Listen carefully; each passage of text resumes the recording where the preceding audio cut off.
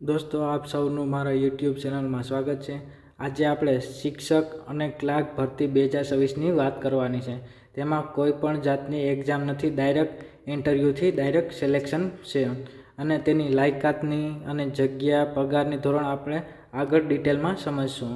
અને પોસ્ટનું નામ જોઈએ તો શિક્ષક અને ક્લાર્કની પોસ્ટ છે અને જગ્યાનું સ્થાનની વાત કરીએ તો જામનગર સત્તાપરમાં જગ્યા છે। આપણે સિલેક્શન કરતી સંસ્થાની વાત કરીએ તો હેરમા એકેડેમી સત્તાપર જિલ્લો જામનગર તે સિલેક્શન કરે છે।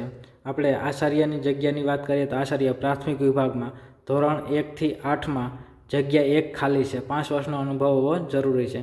અને માધ્યમિક ઉચ્ચતર માધ્યમિક વિભાગમાં ધોરણ 9 થી 12 સાયન્સ અને કોમર્સમાં તેમાં આચાર્યની જગ્યા 1 છે અને 5 વર્ષનો અનુભવ હોવો જરૂરી છે। કોલેજ વિભાગમાં પણ આચાર્યની જગ્યા 1 છે અને 5 થી 10 વર્ષનો અનુભવ હોવો જરૂરી છે।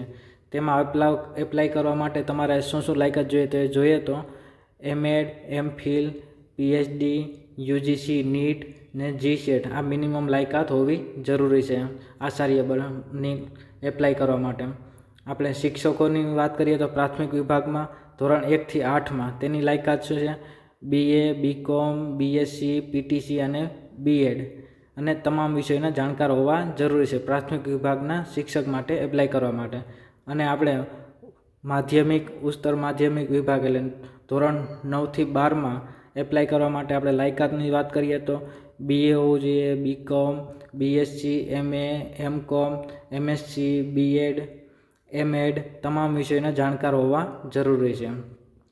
અને પીટીઆઈ શિક્ષક માટે એપ્લાય કરવું હોય તો આપણે તેની લાયકાત જોઈએ તો ડીપીએડ, બીપીએડ, એમપીએડ અને તમામ રમતના જાણકાર હોવા જરૂરી છે।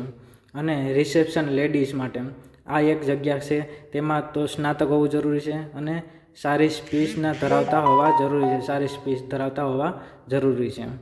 અને રિસેપ્શનના કામના અનુભવી પણ હોવા જરૂરી છે।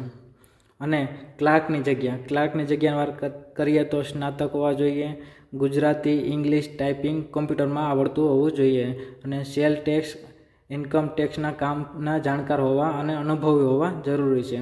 તમને આ લાગુ પડતું હોય, કોઈ પણ તેમાં એપ્લાય કરવું હોય તો આ કોન્ટેક નંબર આપેલા છે, આ નંબર ઉપર તમારે ડાયરેક્ટ કોન્ટેક કરવાનો।